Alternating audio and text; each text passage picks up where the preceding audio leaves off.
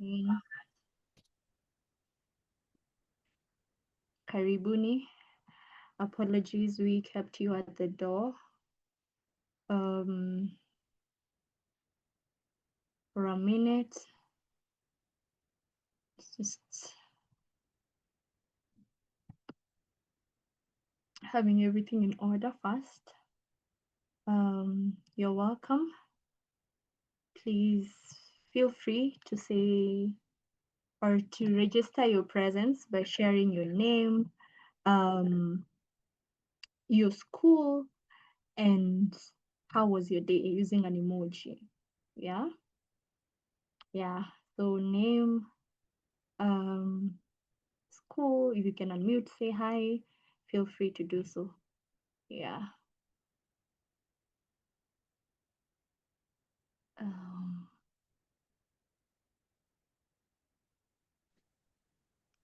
Waiting to Hi. receive the chats. Hi, David.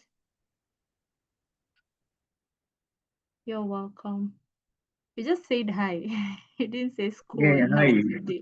Thank you very much. Yeah, this is David from Zambia. Hi, David. Karibu sana. Hi. Good to have you.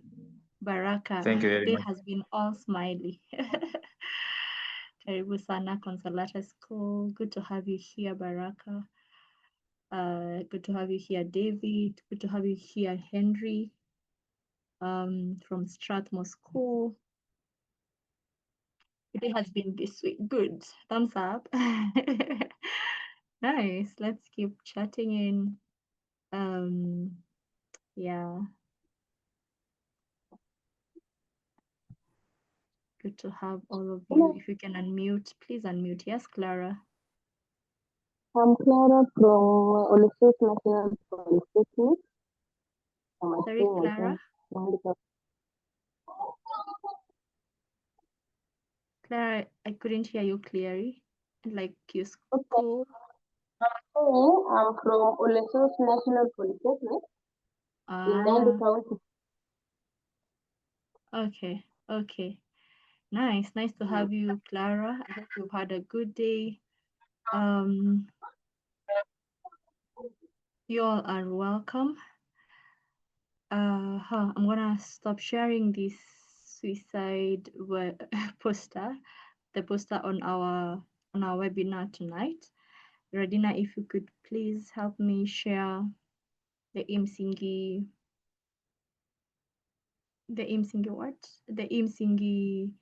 website. Okay, cool. Good morning, everyone. I do see that we're coming from all over the continent and not just the country. Heard that there's someone from Zambia, so welcome very much. My name is Elizabeth Fredina. I am helping out the psychosocial support pillar, and I can take you guys through the Imsingi website and social media. I am also the communications person for Imsingi. So yeah, welcome everybody. So I can just share my screen right now. So before I take you to the social media, wait, first of all, can you guys see my screen? Yes, I can, Radina. Yes, you can. Okay. So welcome to Imsingi. This is our website in case you haven't interacted with it before. This is the Imsingi website. It is actually currently going through it's going under construction. We're going to review the website. So in case you come back here a week later and you find it not looking like this, it's not a hoax. It is the same website. It's just being upgraded, you know. But this is the website where we post everything that is happening with Imsingi. And currently we have 5 pillars, which is the parental engagement pillar, the teacher's engagement pillar, subject content pillar, guidance and counseling, also known as psychosocials. So right now, this event or this webinar is being hosted under the psychosocial support pillar, where this is their landing page. You'll get all the materials regarding psychosocial support, the educational content, which are very good. And also we have a YouTube channel, which I'll get to that later on. But basically, everything psychosocial support materials to help you with, you'll find them on this landing page. Yeah. And I'm sure, Nancy, correct me if I'm wrong, you'll also get some of their contacts. You add them to the WhatsApp channel, some of the people who are not already there, correct? Yeah. Yes. All right. So let me take you through our social media. So this is the ImSinging Instagram page. So we have social media to help people stay up to date with what's happening, everything ImSinging, all the events that are taking place, all the events that we've been hosting. As I said, we have 5 different pillars, and those pillars can touch on different individuals. For instance, the teachers enhancement pillars, some of you might be educators, and some of the courses there might be beneficial for you. We also have the parental engagement pillar as well. Some of you might be parents, and some of the content there and the events that you're happening and the courses there might also be very beneficial to you. Yeah. So please follow the page to stay updated. This is the ImSinging page. I'm going to also leave the QR code on the chat here in the chat below, so that you guys can just scan the QR code and you'll get access to the ImSinging social media page. So the Instagram, we also have a Facebook page where we keep everything updated. We also have a podcast, which every single time we have a new podcast episode is always uploaded there to share with you guys what's happening on the podcast. And the podcast is available on Spotify, Apple Podcast, and also Google Podcasts. The podcast is for parental engagement. So anything to do with parenting or psychosocial support for parents, or even, I feel like parents, educators, and teachers are all connected because they cut across, we all cut across them. Yeah. So yeah, that is Facebook page. I'm also going to leave a link on that in the chat. Again, we also have a LinkedIn page as well. So the LinkedIn page is for everything that is happening within ImSinging and some of the events that take place. So we use this. If you guys also have a LinkedIn, any single time you want to tag ImSinging, feel free to do so, and we can always repost and reshare. And this is just to help our brand stay recognizable, especially to our partners out there. And also for you professionally, it would be good, So follow our LinkedIn page as well. Nancy, am I forgetting something? No. The other thing is our WhatsApp community for those of us who are new here, but we will send the link to the WhatsApp community as we are sending the resources from this webinar. So yeah, thank you so much, Radina. Please, a round of applause for Radina. Thank you for the amazing work that you do. If your resume Before I isn't getting also finish, by the way, I think we Oh, also you did? have, sorry, sorry. no. So I needed to also remind people that we also have a YouTube channel, especially for psychosocial support, because most of your material is always posted on YouTube, correct? Mm-hmm. Yeah, so this is the YouTube channel. Again, it's also under ImSinging Strathmore. So the name of the YouTube channel is called ImSinging Strath. Again, I will post a link in the chat for you guys to get access to it. So everything to do psychosocial support, you'll get access there. Yeah.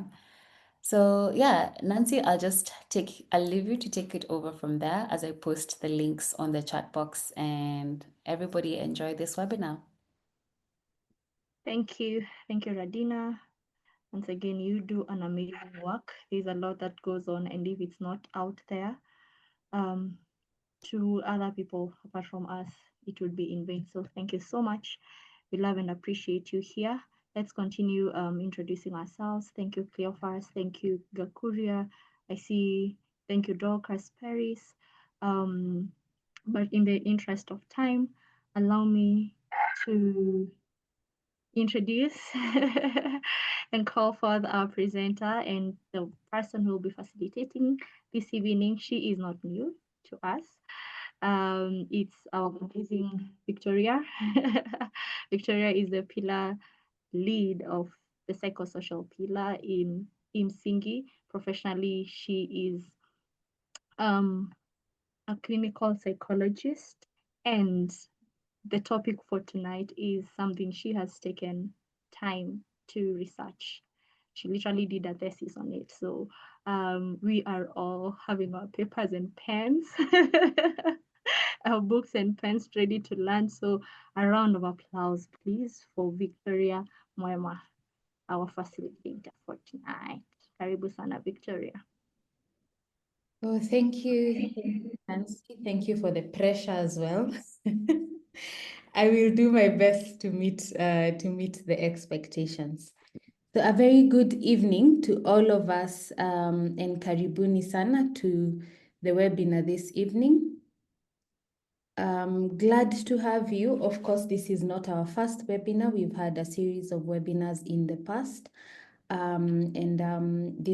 This is part of the series. So karibuni sana. This is September 2025, and September is usually a month during which we commemorate, but we turn our focus, especially in the mental health field, we turn our focus to suicide prevention, and it is our Suicide Awareness Month. I'm not sure why my screen is not moving, but no worries, I think we will sort that out. So yes, as Nancy said, I'm not new to you. I am the pillar lead of the psychosocial support pillar, or what we sometimes refer to as the guidance and counseling pillar. So welcome to all of you. Even as Nancy is welcoming me, I'm also welcoming all of you. So we did a bit of, I wouldn't really call it a survey, but we asked you as you were joining or registering to join this webinar, how confident do you feel in addressing issues to do with suicide in your school? So I'm going to ask that question once again, and I would like us to participate and to do this together, to share the knowledge that we have. Of course, I do not have all the knowledge, even though I did research on this area. But I know all of us have different experiences of either having lost a friend or a neighbor or someone we knew through suicide. And we already know the things that I'll be talking about today. So I'm going to encourage you to share what you know. You never know, that could be the information that someone else needs to help another person or to cope with their situation.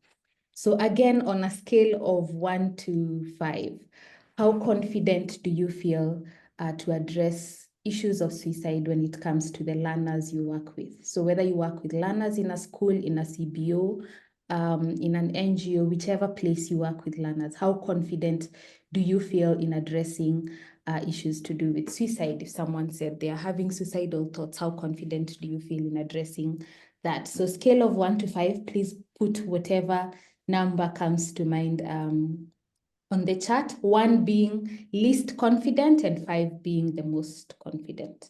So let's see it.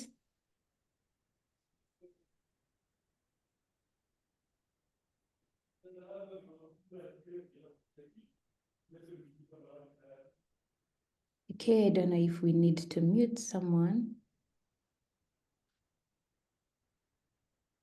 Okay, so just put it on chat and I will try my best to look at it.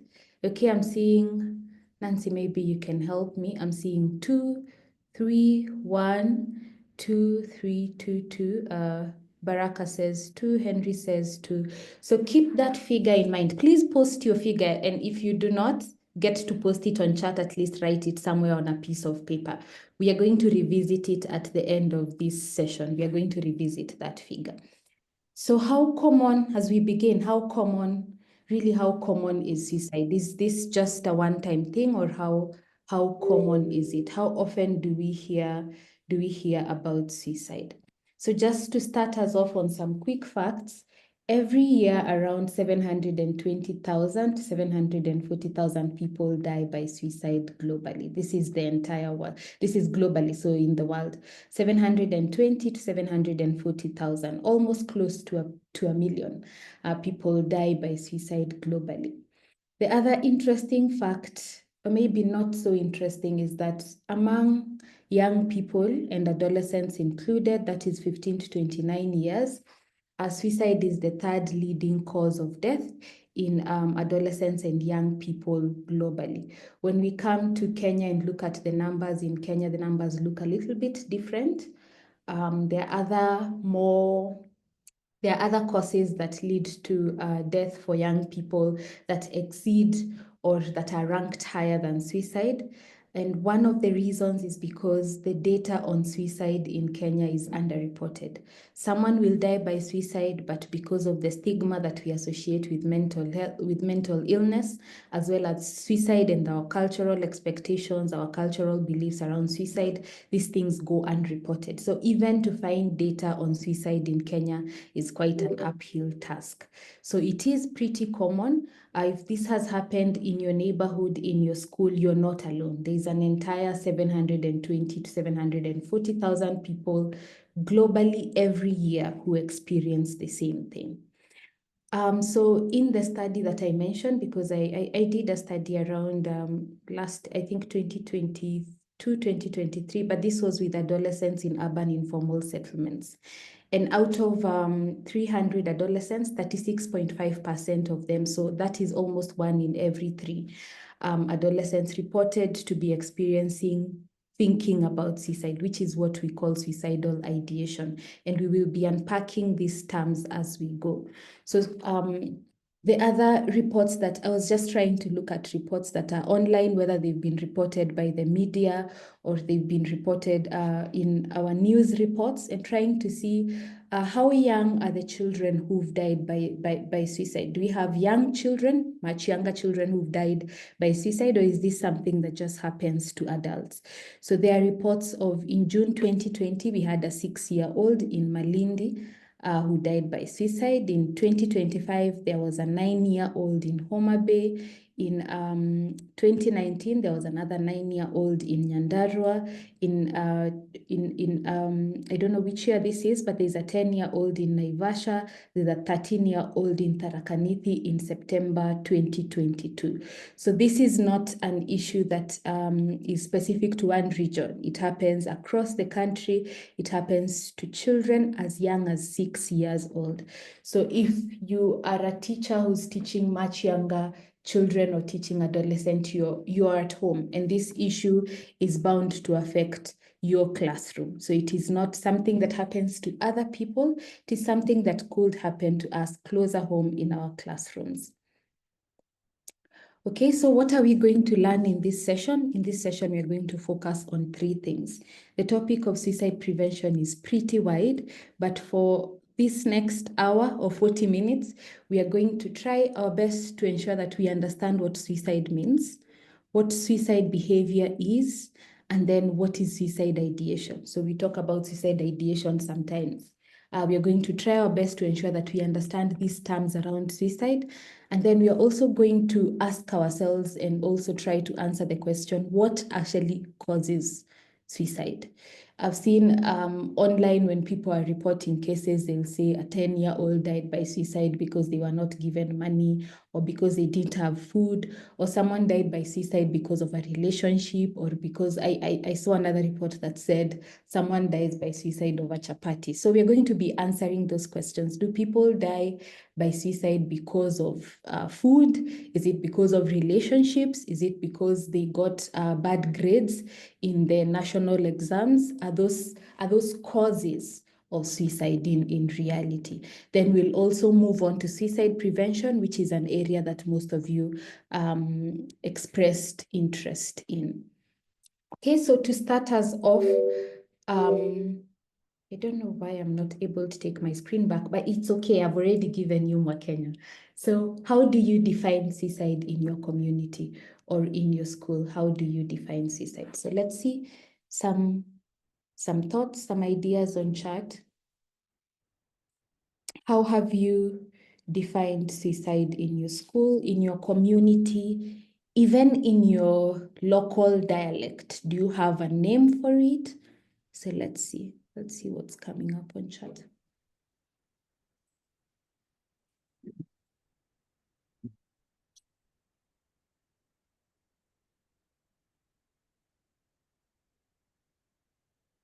Okay, Gakuria says taking one's life.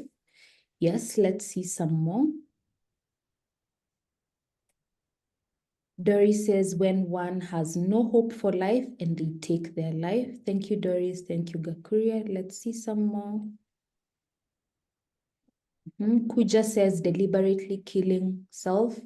Chebanguru says hurting oneself with the intention of dying. So hold on to those definitions, and we'll be coming back to them to see, is that suicide behavior? What exactly is that? So I agree with you with the thoughts on chat, with the reflections on chat. Yes, indeed, suicide is the act of deliberately killing oneself or deliberately taking one's life. So there are quite a number of questions also on how can we tell that a student is suicidal? How do we know that someone is thinking about dying or is thinking about ending their life? There is a range of behavior that is referred to as suicidal behavior. And these are a range of thoughts or actions that are related to suicide. So either thinking about suicide or taking actions towards actually going ahead with the plan to end one's life. And the first one is what we call suicidal ideation. In simple terms, suicidal ideation is thinking about ending one's life. So thinking about, considering, or planning suicide. So sometimes you'll hear someone say, I just feel so tired and I want to bring everything to an end. So they might not say that they actually want to die, but they might say, I want to bring everything to an end. I want to bring all this pain to an end. That shows you that a person is thinking about or even considering or even planning suicide. So just because someone is thinking about suicide does not mean that they are necessarily going to end their life. A lot of times, when we lose hope in life, or when people think that, okay, I feel hopeless, I don't see a way out of this, I just feel like I have come to the end. So that is thinking about or considering suicide. That is what we call suicide ideation. It does not necessarily mean that someone will go on and actually actualize their thoughts. It just means that the thoughts are present, and that is what we call suicidal ideation. Remember in the previous slide when I said around 36% of adolescents were reported having suicidal ideation. 1 in 3, that was thinking about suicide, not necessarily planning suicide. Then the second one is a suicide attempt, and someone on chat says when someone does an action to end their life. So a suicide attempt is whenever a person engages in self-harm with the intention to end their life, but not resulting in death. So they might overdose, they might maybe throw themselves off a building and then they don't die. That is a suicide attempt, that they made an attempt. That is what we call a suicide attempt.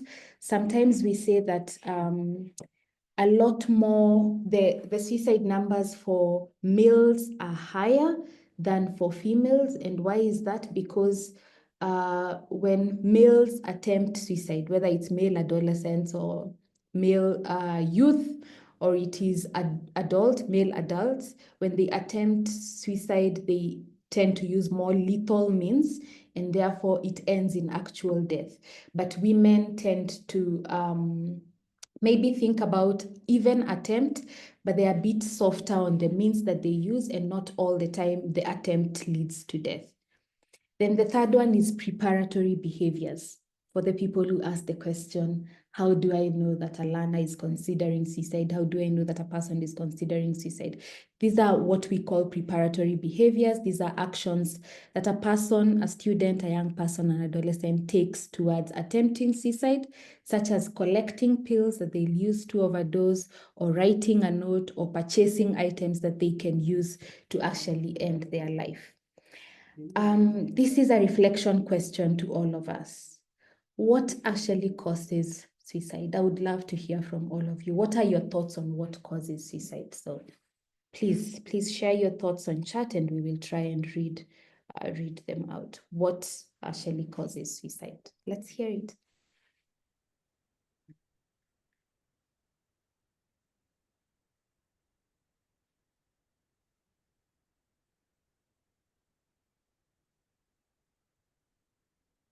Okay. Nancy, I don't know if you can help me read them out. Yeah. Henry says depression. Korea says feeling helpless.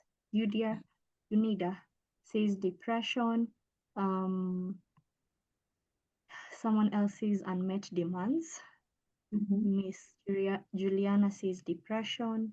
Someone else says losing hope and determination in life. Chronic illness. Njeri says abuse and neglect. Bilha says unprocessed grief. Kuja says unresolved disputes. Trauma, that is Miss Juliana. Doka says poverty, pressure to succeed. Chronic illness, losing a loved one. Yeah. Gift says school pressure, unemployment, poverty, family problems. And then Henry is asking, is there family history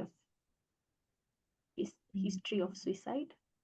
Someone else says social isolation is also a cause to suicide. Yeah. Okay, thank you. Thank you very much for those reflections, and even the ones that are coming. Please keep them coming. I want to ask you a question. As we put down all this poverty, trauma, unprocessed grief, abuse, neglect, unmet demands, grades, academics, all those things, as we put them down, are there people who experience these things and they don't end up dying by suicide?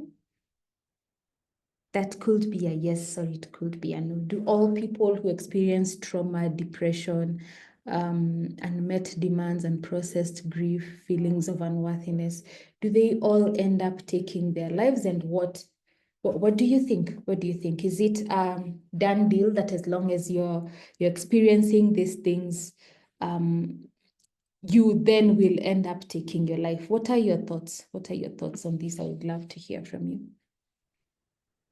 Kezia says no, they don't. Okay.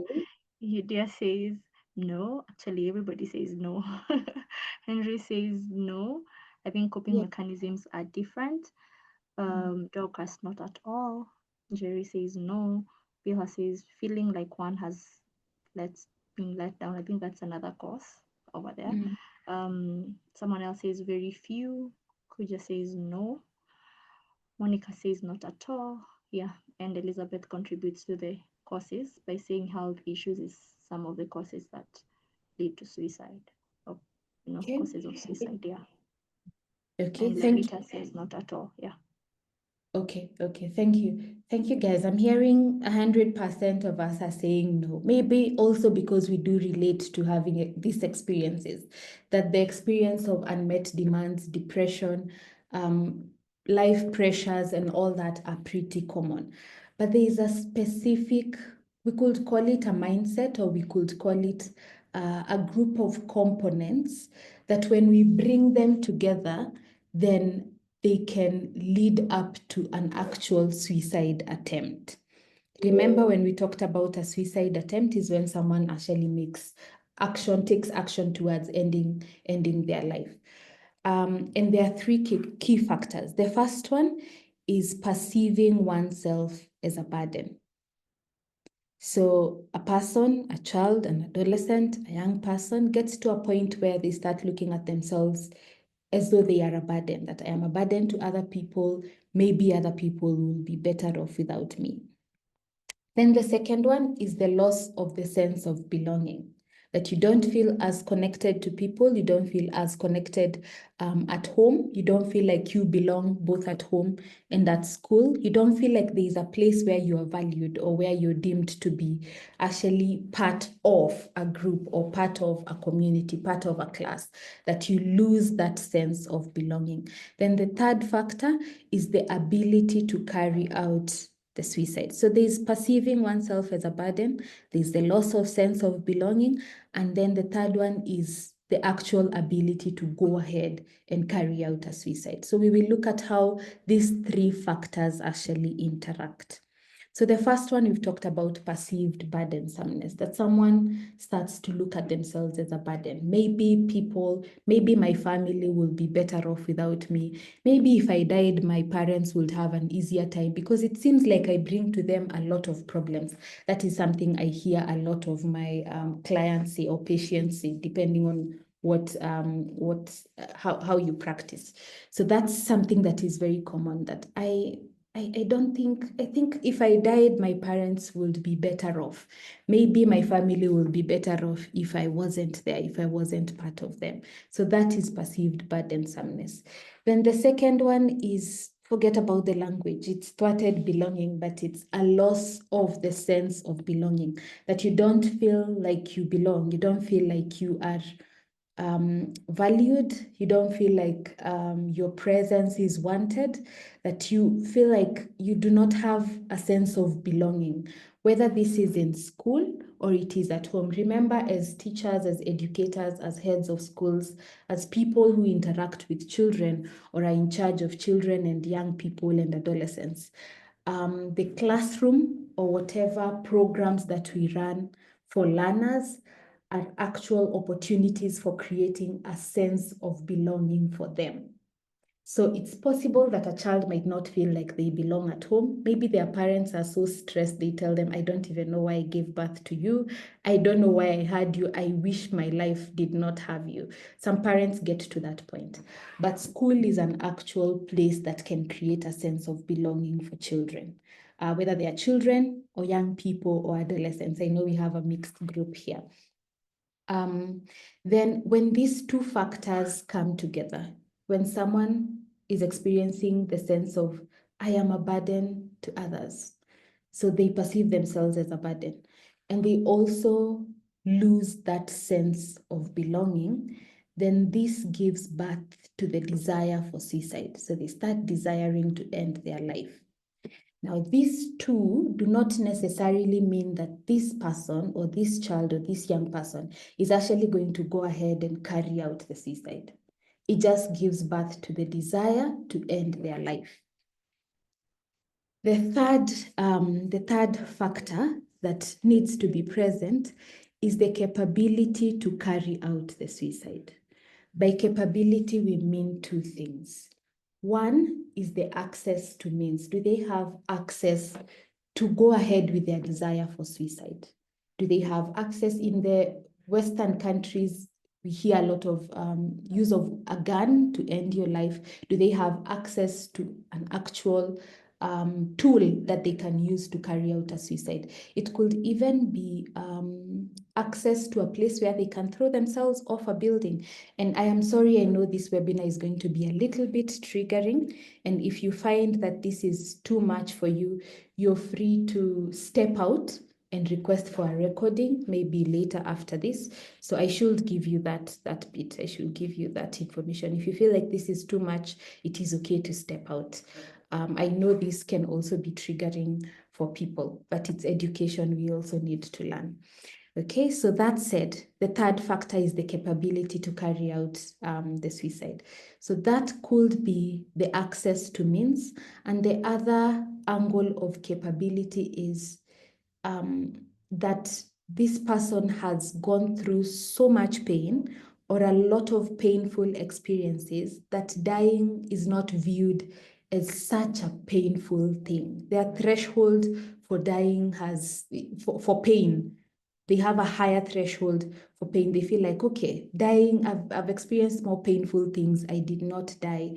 Maybe they've been through trauma, they've been through abuse, they've been through humiliation, loss of dignity. And we do know for sure that schools actually can contribute to learners' pain and even their ability to develop a certain numbness towards pain. So you can imagine learners who are having a difficult time at home, maybe they've lost their sense of belonging at home. They feel like a burden at home. If school continues to offer you these painful experiences, then that increases your capability to carry out suicide. So capability has two angles. There's that being used to pain, getting used to painful experiences, getting exposed to a lot of pain through trauma, through abuse, humiliation, call it bullying, all these experiences, they add up to the capability. So you've seen perceived burdensomeness, the loss of belonging gives birth to the desire for suicide. When we add the capability, then that is when a suicide attempt is likely to occur. Okay, so we'll take a pause right there so that you can take in that diagram.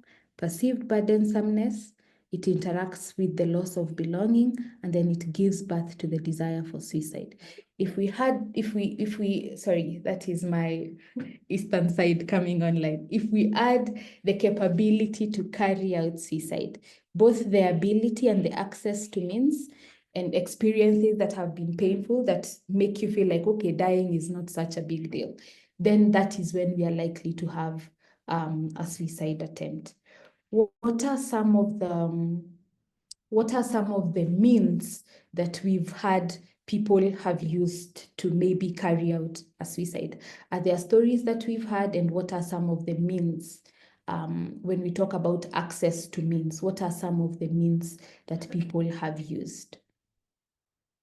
Because later on in this presentation, we will talk about how to actually get into prevention and prevent these three with the approach of these three areas. Okay, as you put that on chat, we are going to take some time to spend some time looking at these three factors: the sense of that I am a burden, and then the sense of I have lost my sense of belonging, and then the capability. We are going to look at each of these three. And as we look at them, please keep in mind, how can I actually create opposite experiences for my learners or for the children I serve or in the school that I work in? Because suicide is not just something that happens to learners or to young people. It can also happen to teachers. It can happen to all of us.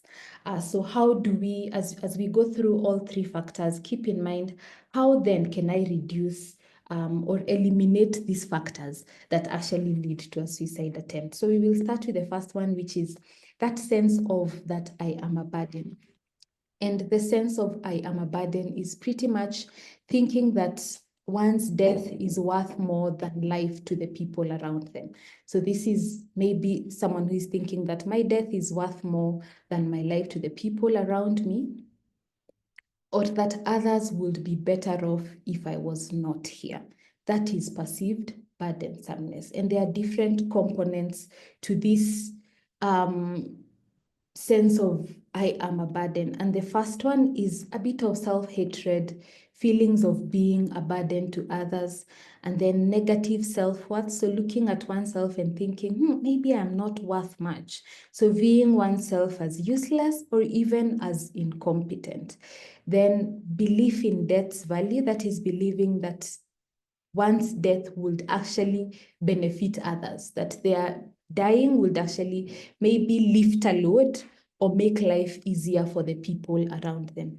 That is perceived burdensomeness. When someone is thinking about, I am a burden, there's a bit of self-hatred, there's a bit of negative self-worth, and then belief in death's value. Remember, these are factors that can also be produced by depression. They can also be produced by going through a lot of suffering, going through a lot of trauma, going through a lot of abuse. So that is perceived burdensomeness. That was the first one. And then we go to the loss of belonging. So the loss of belonging is the feeling of not being meaningfully connected to others. Have you ever had a time that you felt that you are not connected to others? Have you seen your learners feeling like they're not connected to each other? And what are some of the behaviors that you observe when learners are feeling like, maybe I am not a member of this classroom. Maybe people don't care whether I came to school or not. My seat could be empty. I could go a whole week without coming to class, and no one asks about me. No one calls home to find out whether I came to school or not. So that is the loss of belonging, the feeling of not being meaningfully connected to others. Have we observed these things in learners, both the loss of belonging as well as perceived burdensomeness, and how does this actually show up in the children, adolescents, young people, or even the staff members that you work with? What are some of the things you've observed? I'm going to pause right here so that we can post our reflections on chat.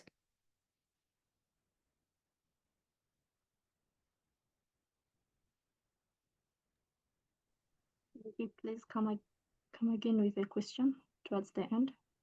Okay, so have we observed some of these things in learners, whether you work with children, adolescents, young people, or even you're in charge of a school, so you're working with teachers or you're working with adults, maybe in college, or in tertiary levels, or your work, whatever, it could be a workspace, wherever you're coming from. These are issues that are applicable in all these contexts. So what are some of the things you've observed that could suggest to you, this person does not feel as connected to the others, or this person does not feel like they belong?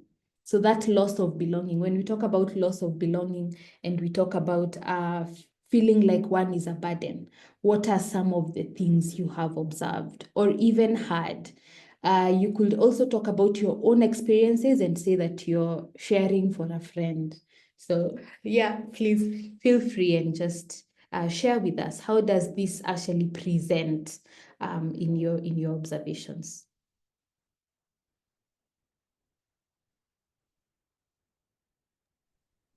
Nancy, is it clear now? Yeah, I see the responses now. There was a lot to take in. The question would have, just escape in between there. So Ivy is saying The she question has is also observed. heavy, so it's fine to Yeah. take it. Yeah, so Ivy says she has seen someone spending time alone. Henry says isolating oneself. He has seen someone isolate themselves. Kakuria says yes, inability to socialize with others and continued bad grades.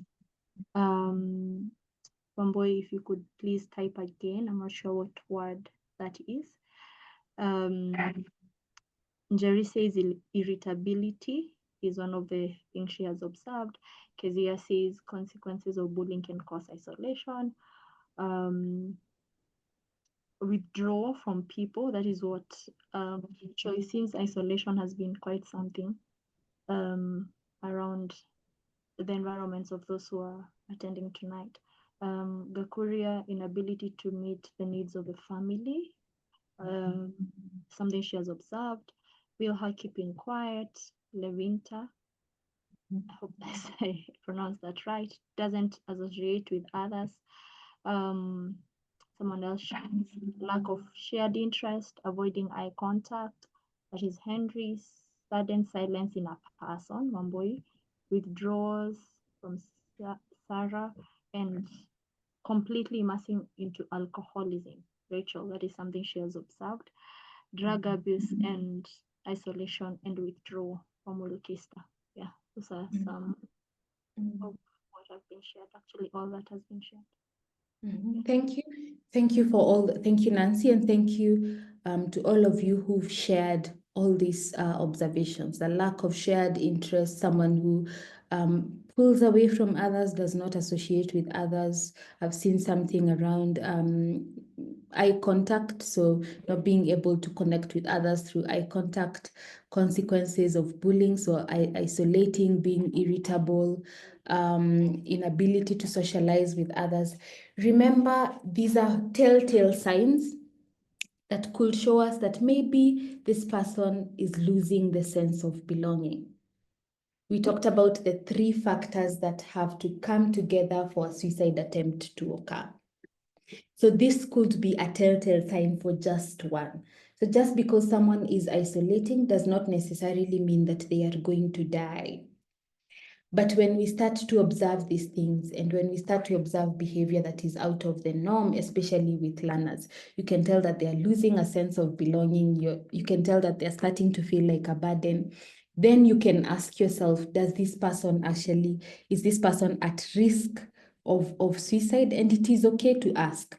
I know a lot of times, I've heard about this from teachers, from parents as well, that sometimes we think that by asking someone, are you thinking about ending your life? We think that if we ask them that question, then that is going to trigger them to actually go ahead and carry out suicide or end their life. Asking is actually a sense of relief. It brings a sense of relief to the person for them to be able to talk about all this weight that they have been carrying, and for someone to sit on the other end of the table or the other end of the desk and just listen. Now that provides an opportunity for them to connect.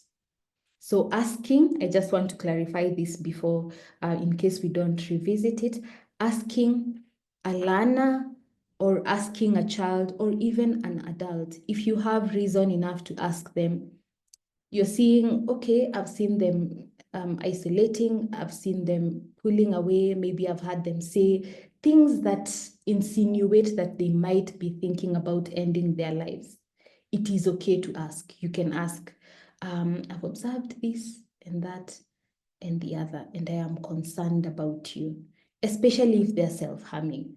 I'm concerned about you. When you said this, did you mean that when you said that you're too tired and you just want everything to end, are you thinking about ending your life?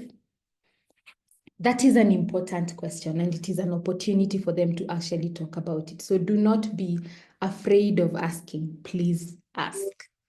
It will not make someone go ahead and die. So please ask. Do not be afraid of asking. And you can ask twice. So the loss of belonging is the feeling of not being meaningfully connected to others. Every human being has a deep need to belong. And when this need is not met or when it is frustrated, people may feel unwanted, feel invisible, or feel cut off. Think about places you've been to, workplaces that maybe you even, a place, so sometimes maybe a teacher is posted by TSC to a completely different location, out of your culture, out of your means, somewhere where you have to learn things anew. And even in that experience, you want to go to a community, a school community that accepts you, a place where you feel like you have a sense of belonging. So that need to belong is a deeply human need. There's nothing wrong with that. It just shows that we are human. So every human being has a deep need to belong. And when this is frustrated, a person may feel unwanted, invisible, or even cut off. And over time, this isolation can make life start to feel meaningless, and it can lead one to it can set you up to actually starting to experience suicidal thoughts. It can fuel suicidal thoughts, or what we referred to as suicidal ideation. So that's the second, we are still on the second factor that contributes to suicide, that is the loss of belonging. I'm seeing there's someone who is helping to draw on my screen. I am not so sure how I can turn this off, but I think there's someone who is really helping me with this presentation. I don't know if there's something we can do about it. Is it just on my end? Can you see? No, just maybe they're trying to explore. Once you touch the pen on the left, the annotate, sorry, it will draw on the screen. This is just to everyone, so please let's avoid. Yeah, I think, yeah. Maybe clear. Okay, I've seen it. Okay. So we can refrain. I guess the pen also wants to have a sense of belonging, so it is fine.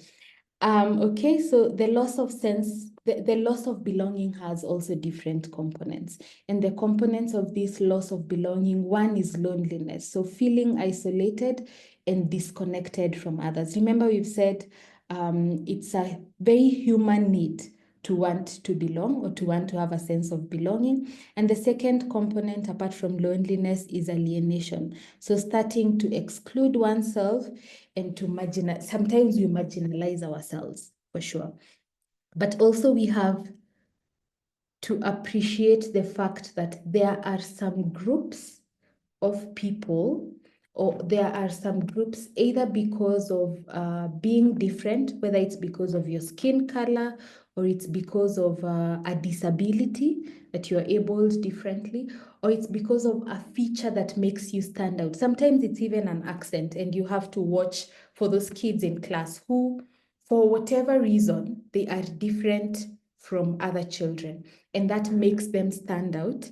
And as a result, you can find that other learners are starting to alienate them, because in a way they are already marginalized. So if the person is already coming from a marginalized group and they experience the same in class, you can imagine how difficult that can be for them. So that's the second component of losing that sense of belonging. There's also a lack of reciprocal care. And this is very common with adolescents because they're at a stage where they're forming peer-to-peer relationships. What their friends think of them is more important than what their parents think of them or what their teacher thinks of them. And they want to please each other, to appear cool, to just have a sense of belonging with their peer groups.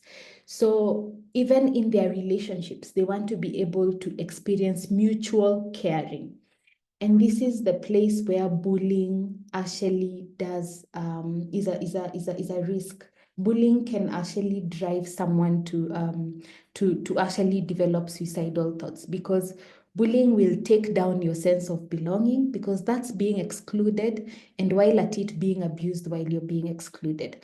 And then there's also that you're a burden, because that's how we perceive experiences of abuse, that what did I do for them to actually do this to me?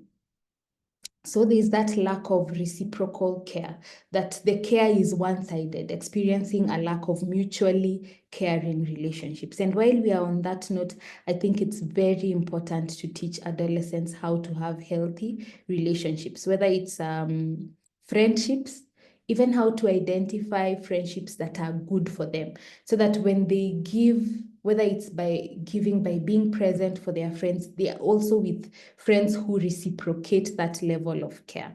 Okay, so those are the three components of losing a sense of belonging. There's the loneliness aspect of it, being alienated, whether it's because you're different or marginalized for whatever reason, and then there's lack of reciprocal care.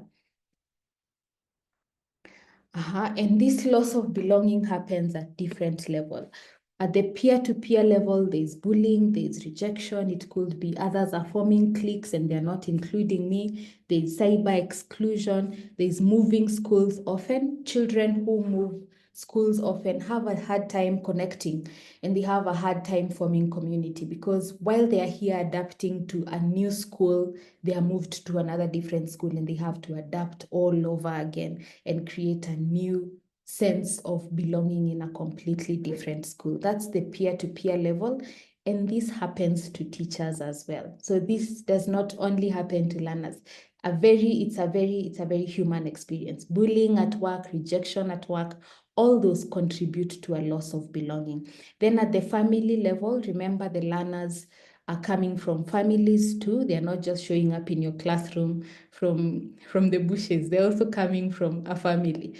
So it could be that they are also experiencing a loss of belonging from their family. So this could be distant or conflictual parent-child relationships, neglect, lack of emotional attunement at home.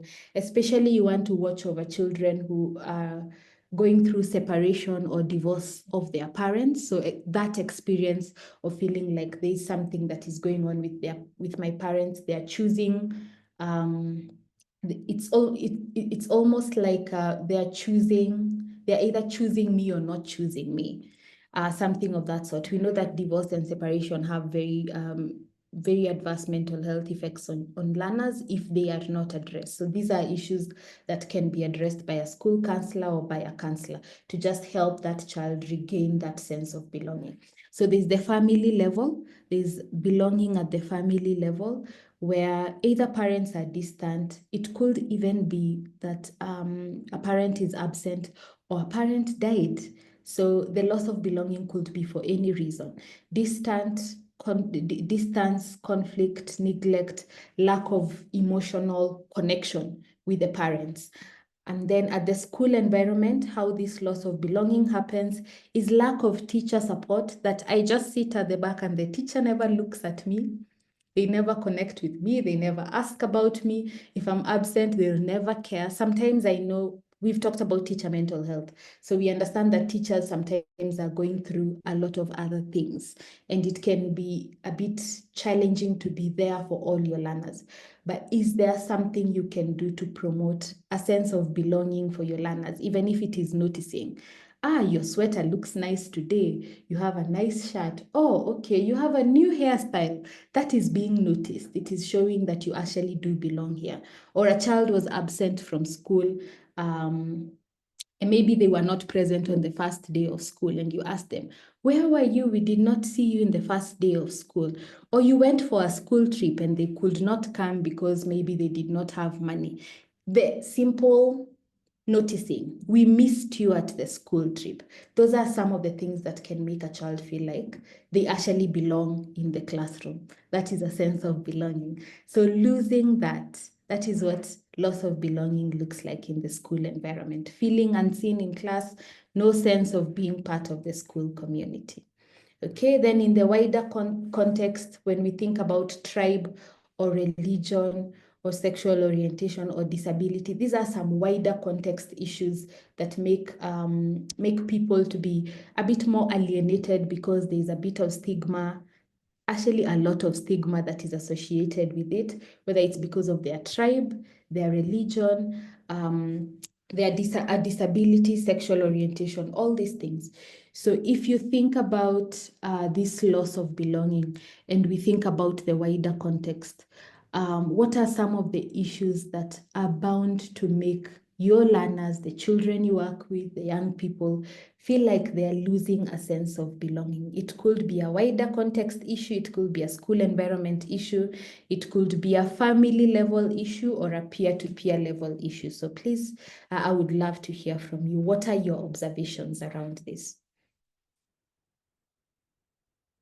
Think about some of the issues that make it easy for children to be picked out by others and isolated by others.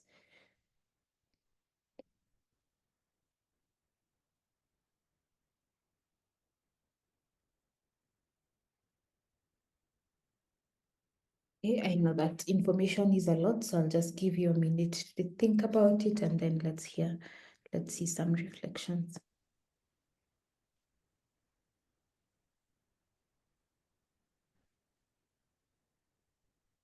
Okay. Kezia is talking about physical disability. Yes, for sure. Body shaming. Yes, that is a big one. That is a big one. Whether it's because of their size, that they are short, or that other kids are saying that they are fat. And let's be honest, learners can be very mean, especially adolescents. They can be very mean towards each other. Academic performance, that maybe someone is a high achiever. Sometimes people can experience alienation because of being a high achiever or being whatever end of the spectrum you are in. I'm seeing family wrangles. Nancy, maybe you can highlight what you're seeing on your end. Lack in poverty, family background, bedwetting for some learners. I believe this is for borders. Yeah. Social class and social stratification. Academic performance, that was it. Loss. I think even temperament or personality. Their personality. The quieter the kids, maybe, yeah. Grief, loss, pain is a point of isolation. Yeah. Okay, thank you. Thank you for those reflections. Physical disability, grief, loss or pain, having experienced loss, social class, and it could be that they are coming from a higher social class and they are in a low resource setting. Maybe they are coming from Runda and they are in a school in where? I do not want people to come for me after this webinar. But it could be that people get isolated just for being different. And perhaps something that we can even mention right now in this moment is another group of learners that actually can get alienated is leaders, the prefects, the ones with leadership roles. If they do not have sufficient skills to actually be able to deal with the leadership challenges, it can also be a point of alienation. So think about the small ones, think about the big ones as well. The skin color could be that there is albinism. So someone's skin does not look like everyone else's. Maybe they are a refugee and they have an accent from the country that they are coming from.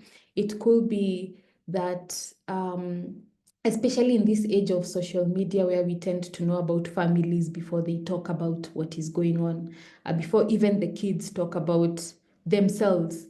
The other kids already know about them because their parents are very vocal on social media. So we might know something about their family even before the child talks about it, and it could be a point of alienation. Henry is also talking about whistleblowers. So kids who are whistleblowers, so they talk about maybe an injustice that is happening and that causes some alienation, then poor performance as well. Think about all the little and big issues that can cause alienation. Okay, so that is, we've talked about the loss of belonging, we've talked about feelings of one being a burden, and we've looked at the components of each of those. And now we move to our third component. The third component is the acquired capability for suicide. Remember, we talked about how the loss of belonging interacts with the perceiving oneself as a burden. And then now we said the third factor is the acquired capability for suicide, that you feel like you've lost your sense of belonging. You also feel like you've lost the connectedness. You feel like you're a burden. And now the third factor is the acquired capability for suicide. So when we are talking about acquired capability, we're talking about people or even learners who've developed a fearlessness about death and an increased tolerance for physical pain. They've experienced so much pain, they have an increased tolerance for pain. And then this develops through either exposure to painful or provocative life events. Think about abuse, think about self-harm, think about learners who've experienced accidents, medical procedures, or even chronic health issues that have put them in so much pain. It could be physical pain, it could be emotional pain, whichever one. Learners who've grown up in violence, whether this is violence at home or in the communities that they are coming from, then repeated exposure reduces their fear of injury or death and increases their pain tolerance. So when they think about dying by suicide, it doesn't seem like it is much of a big deal. They've been exposed to a lot of pain. They've been exposed to situations where they've experienced, whether it's emotional pain or physical pain, and they don't view dying as a big deal. So that's repeated exposure. That is the acquired capability. And we talked about capability being not just about the exposure, but also having access to a means to actually carry out the suicide. And many people feel hopeless or burdensome, but only those with the acquired capability are at a higher risk of acting on these suicidal thoughts. So what are the known warning signs? This was one of the questions that came in. How do we know that a learner is considering suicide? And I want to throw this back to all of us. What are some of the warning signs that can tell you, I think we need an intervention here. This person might be considering taking their life. What are the warning signs that you know about before I give you mine?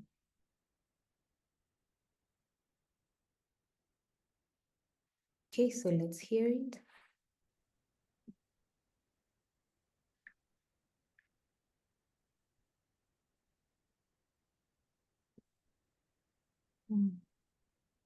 Bilha says threats. Mm-hmm. Dorcas says withdrawal. David isolation. Gakora isolation. Irritability from Amboy. Increased talk of death. That is Ivy. Saying they are tired of living. Dorcas. Yeah. Thank you. Those are spot on. Those are known and evident warning signs that a learner might actually be considering taking their life. So to add on to what we've already said, there are verbal cues, just like, I don't know if that was Bilha that talked about expressions. And these are expressions of hopelessness or of being a burden. Then there's social withdrawal, isolating oneself from peers and isolating oneself from activities. If there are clubs that they used to belong to, sports, stuff like that, they miss out on that and they start to withdraw.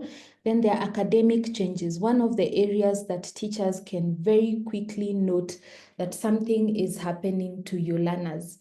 I could be thinking about suicide, or it could be even other mental health challenges, is a sudden drop in grades or attendance. So when they stop coming to school, when they have a sudden drop in their grades, someone who used to get an A or used to get a B+, or who was exceeding expectations is now way below their normal performance. You want to ask yourself what is going on with this learner. So the sudden drop in grades or attendance, then the emotional signs like persistently low mood, maybe crying all the time and tearfulness. This is a major telltale sign of depression as well, that low mood. So there's a lot of sadness, maybe tearfulness, self-harm. So a history of self-harm. Remember, we talked about capability having an aspect of exposure to a lot of pain. So if they have self-harming history, that they catch themselves, maybe some people will bang their heads or something like that. Self-harm can take very different forms. Some it's paper cuts and all that. So past self-injury or attempts, that is another warning sign.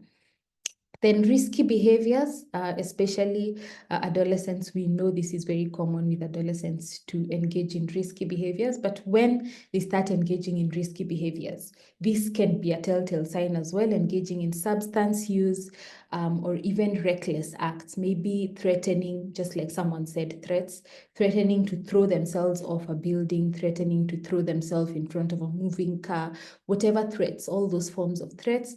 Then there are experiences of abuse or violence, experiencing sexual abuse, emotional abuse, physical abuse, which we have very much accepted in our African settings as normal. All those experiences of abuse is increasing their tolerance for pain. And remember, we talked about capability as one of the key factors that when it comes together with the other loss of belonging and perceived burdensomeness, then there's likely to be, it's a good recipe for a suicide attempt. Then the last one is cultural signals, spiritual distress. Some people might even abandon their religion altogether because there's a lot of pain that is associated with it and exposure to harmful media. In this day and time, we know social media is accessible to our young people.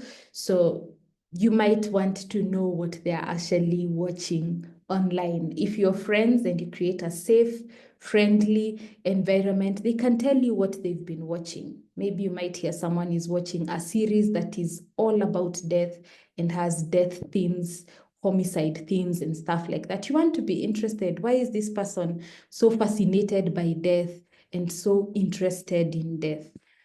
So those are some of the warning signs. I don't know if we have more on chat. I know we are coming from different contexts, different counties. So these warning signs might not look the same. So if there are more on chat, I think we can read them out. Yes, there are more. Giving out of personal things, starting to bedwet, careless behavior that puts their lives at risk. They can leave the house at night, for example, and trying to call low self-esteem. I think those are the ones that have come in.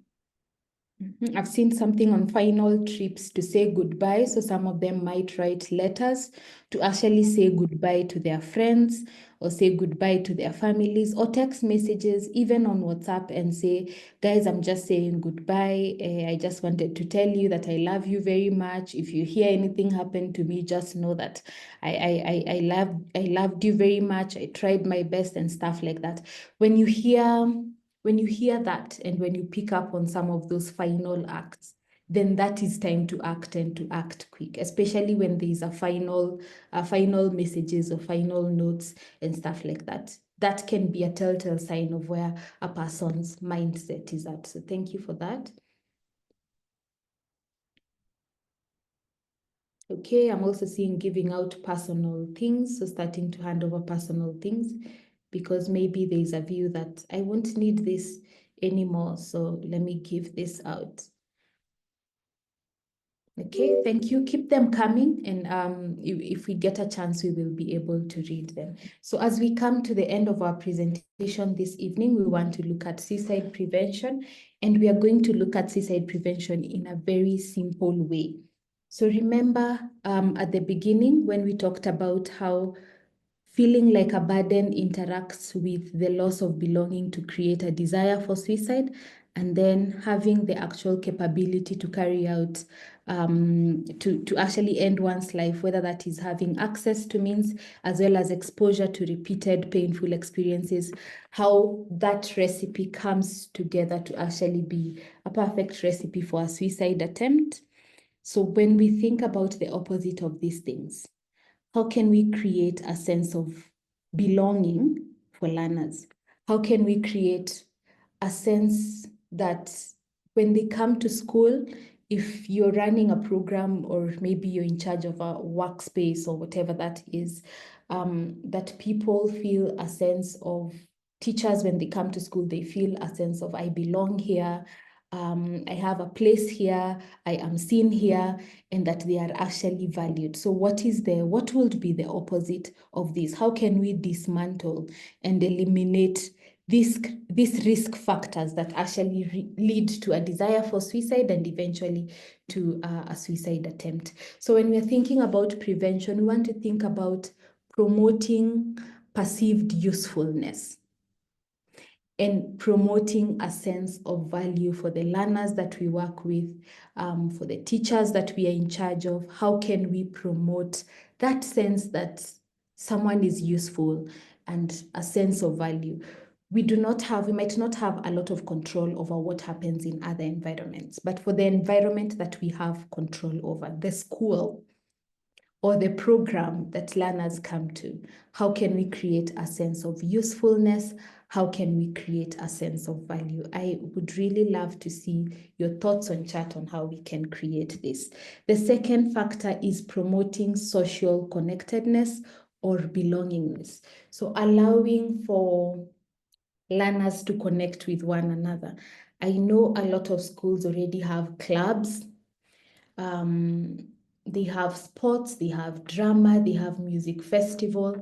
A child might be going through a really difficult time at home. Maybe their parents are separating, maybe they're going through abuse. But when they come to drama club and they just sing, nothing is the same if they do not sing that day.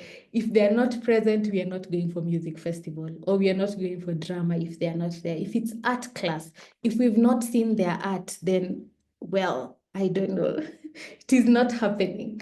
So how can we create these opportunities to promote a sense of usefulness, a sense of value for learners, as well as teachers? So let's also think about the people we are in charge of, even as we think about our learners. And when we think of ourselves, how can we promote a sense of usefulness or a sense of value for ourselves? When these two interact, when we promote usefulness and a sense of value, and we promote social connectedness, that people feel that they belong, learners feel that they belong. If they are missing in class, someone is going to notice that they are missing. So if we promote these two, then that brings down the chances that there is going to be a desire for suicide. So reduced desire for suicide.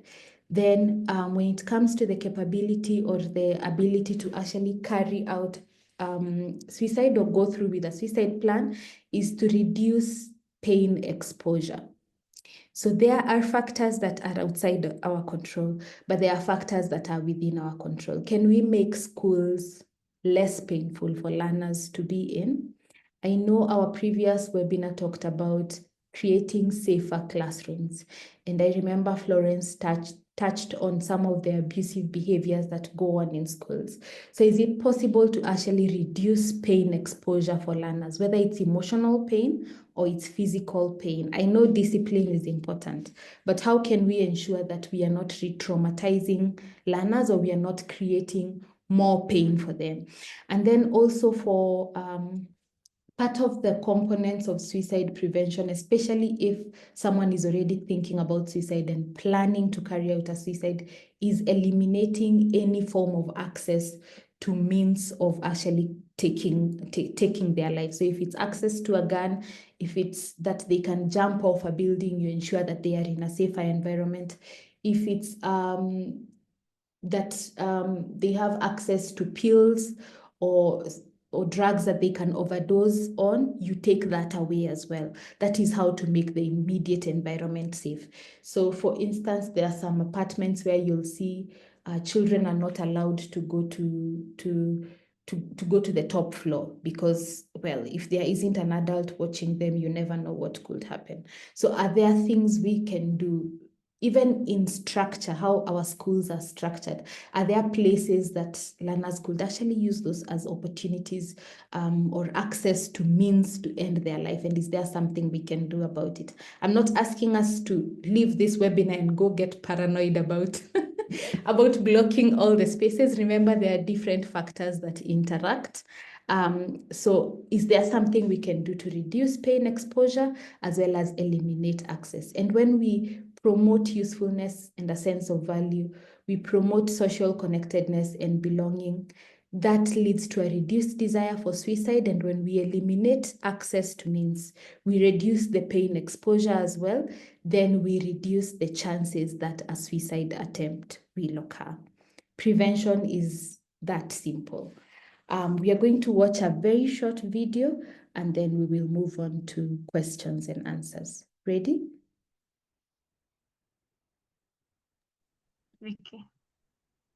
Okay. Welcome, and thank you for your interest in learning more about how to develop a comprehensive school suicide prevention program. Suicide is a leading cause of death among adolescents. Since the 1950s, the suicide rate among teens has quadrupled. Comprehensive school suicide prevention describes a set of school-based strategies aimed at preventing and addressing adolescent suicide on multiple levels.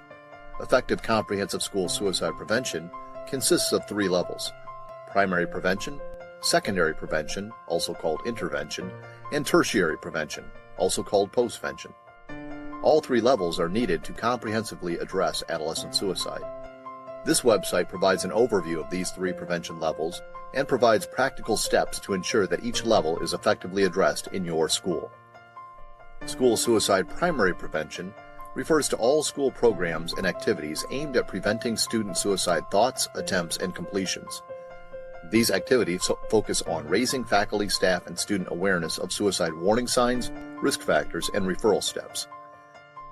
Faculty and staff should know what to do when they identify a student at risk. Primary prevention involves the following steps: develop a school suicide prevention policy, educate school faculty and staff on warning signs, ensure school faculty and staff collaboration, include suicide prevention education in the curriculum, develop a peer leadership peer assistance program, and implement activities that increase school connectedness. School suicide secondary prevention, intervention, refers to the appropriate steps school professionals should take when a student shows warning signs, threatens suicide, or attempts suicide. When an adolescent shows warning signs or makes a suicidal threat to a school professional, it is crucial that the school professional follow the steps outlined in the intervention plan. School suicide intervention requires a plan to address suicide warning signs, threats, and attempts. A crisis intervention team should be established to lead all steps. The crisis intervention team should consist of a diverse array of school professionals who are all fully interested and invested in prevention. The crisis intervention team develops the intervention plan and should have a team leader oversee the situation and all appropriate actions. Secondary prevention, intervention, includes the following steps: develop a school suicide intervention plan, ensure student safety, assess students' risk, determine mental health services needed, ensure student receives the appropriate care, inform parents, debrief school faculty and staff, and follow up with the student, family, and mental health services. School suicide tertiary prevention, postvention, refers to school activities which occur after a student has attempted suicide or died due to suicide. When a suicide occurs, it is a traumatic event for many survivors. This includes students, faculty, staff, parents, families, and the overall community. Many survivors are at increased risk for suicide themselves. Suicide clusters are well established among adolescents. Thus, the school response to an actual suicide is crucial. The goals of postvention are to minimize trauma, reduce the likelihood of further suicides, and ensure individuals receive the help they need. Tertiary prevention, postvention, includes the following steps: develop a school suicide postvention plan, inform faculty and staff, inform students, inform parents, provide multiple counseling sites in the school, provide community mental health services, appropriately address media requests, and monitor the school's ongoing emotional climate. Okay, we have come to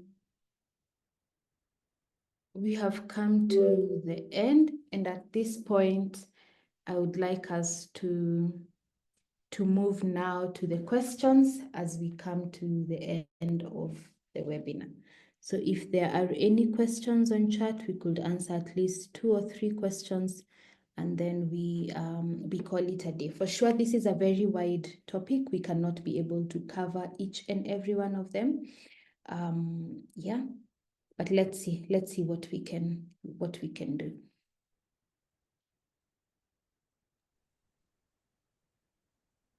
Okay, so I don't know. If you'd like to unmute, feel free to raise your hand. And then I think myself or Nancy will be able to see your hand, and then you can ask your question. But thank you very much for being a very lively and engaging audience, and for participating, sharing your experiences, sharing your observations. This has been wonderful. So we'll move on to the questions.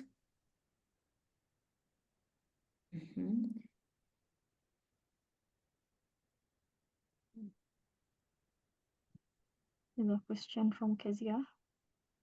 It's just requesting we could share with the participants a sample of suicide action plan, like it has been suggested in the video.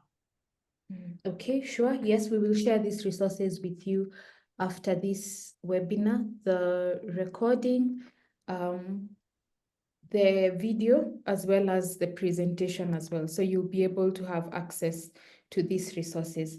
I'll just mention one thing about the suicide prevention policy or suicide prevention plan. The key components could look the same, but you can adapt it to your context. So maybe in your school, the leadership looks different from another school. Or maybe in your context, you might not have an actual counselor. Maybe it's a public school and you don't have an actual counselor. So what can you replace with that? Is there a psychologist maybe in the county hospital that is closest to you that you can actually be referring these cases to? So take into consideration the context that you're working in. When you talk about setting up a group of teachers or a group of school staff, bringing together maybe 3 or 4 who can actually action the suicide prevention plan. You might not have a psychologist or a GNC teacher in your school, but can you identify at least 3 teachers, maybe teachers who are approachable or who learners feel safe with? I think we have to be adaptable and to work with what we already have. It will take us some time before the government can be able to get to a point where we have psychologists in every public school. We hope we get there. But before we get there, can we use the resources that we already have? So the idea is to adapt the prevention, the suicide prevention plan to your context, to your school, wherever you are. Okay. I hope that answers the question. Yes, for sure, we will share. Is there any other question, Nancy? Yeah, Unida asks, for attempted suicide learners, how would you tell for sure they are okay, like not feeling suicidal anymore, I think? Yeah. I will say ask, and ask twice. It's very comforting to know that your teacher is actually concerned about you, that your teacher knows you attempted suicide once. Remember, these issues bring up a lot of stigma and further alienation from other students. Oh, huyo ni yule mwenye alikuwa anataka ku so maybe other kids might start to avoid them. So to have someone reach out and ask, I know you are struggling with this. Do you still have feelings of taking your life? It is okay to ask, Imagine. It is okay to ask. Ask. Asking will not make them die.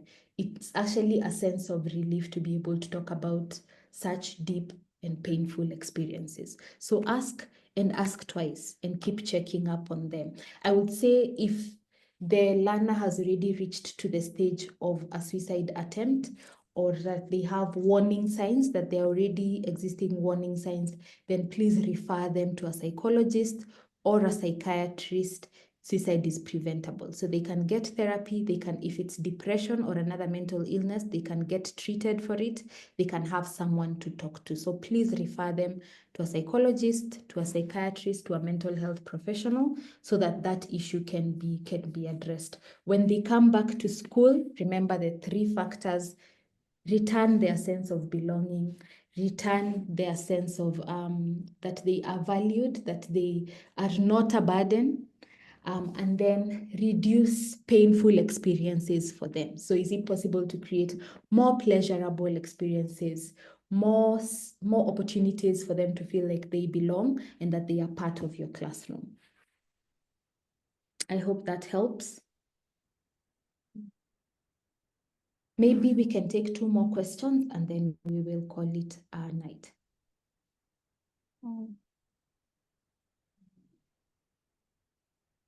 There's no question on chat. I'm not sure. Okay. Is there someone who don't unmute? 1, 2 people. Yeah. And ask. Okay, if you have, sure. If you'd like to unmute and ask your question, or unmute and give a contribution, Nancy is giving you the chance to do that. Please feel free.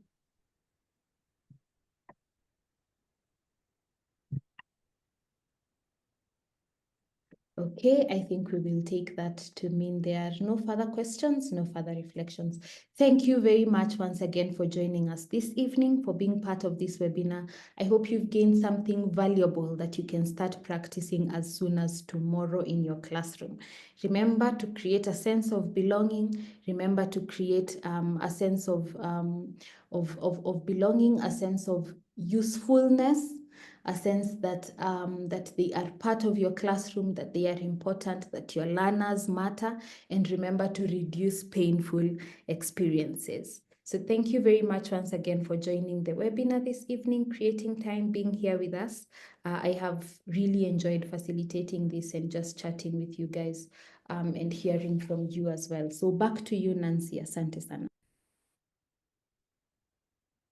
Thank you. Thank you so much, Victoria. Yes, let's continue with the round of applauses. Naona leo hata siitishi reactions. I can see the feedback from, the chat, the Welcome, reaction. and thank you for your interest in learning more about. We are so grateful. We are so grateful. This has been such an enlightening evening, and I know to some extent it may feel heavier. So I'm inviting you to virtual chai as we, let it all sit in. But yeah, thank you so much How even to for develop signing up a comprehensive and committing yourselves to staying till this time and asking and engaging and all that. Like we said earlier, everything is gonna be sent once the recording and the slides are ready. I'm gonna share a link in our chat.